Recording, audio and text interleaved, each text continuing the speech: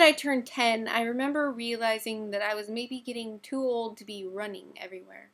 We were at this outdoor family reunion kind of thing, and my grandma yells from inside the house, out the window, something about sherbet and cake, and I started running for it. And I noticed that none of the adults were running inside for the sherbet and cake, they were just walking, and everyone who was running was smaller than me, which seemed so sad. Then I decided that when I grew up, I was going to be a different kind of adult. I was still going to run for the sherbet. I spent a lot of time then trying to visualize a good version of that. But the adult running version of me always ended up looking like an idiot in my imagination. Adults didn't run places and they didn't remember things. And not like in a memory loss way. They could remember all the lyrics to that song they kept hearing on the radio. They just chose not to.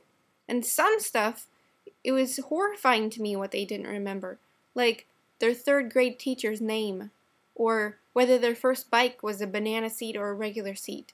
That was what scared me about growing up. That I would forget stuff about my bike and I couldn't run places that I wanted to run anymore.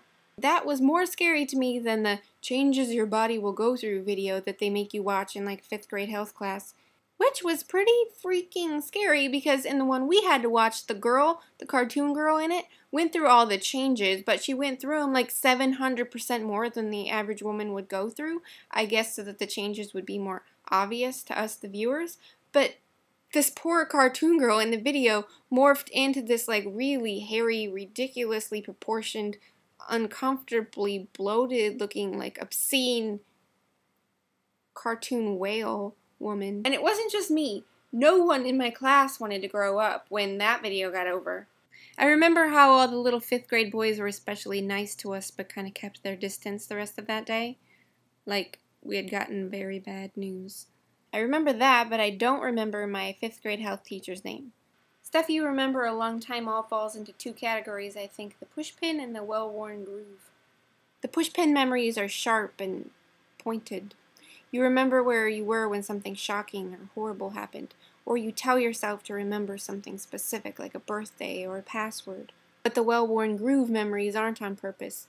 You keep thinking of something over and over and over, like a line that you read in a book, or meeting someone for the first time, or someone's face in reaction to something you did. Maybe you like thinking about it, so you keep thinking about it on purpose, or maybe life keeps bringing it up.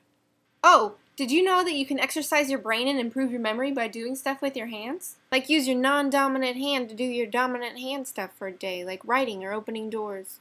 This will stimulate your brain and increase the blood flow to it. Or you can also exercise your brain by stacking your fingers on top of each other, like this.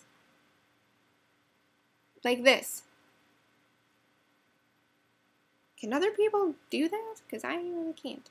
Anyway, if all the fingers go directly on top of each other, that's what should be happening. They say it works because nerve endings in your fingertips correspond to more parts of your brains than any brain.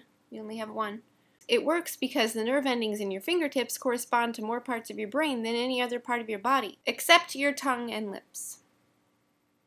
Reading between the lines there, I think making out would also work.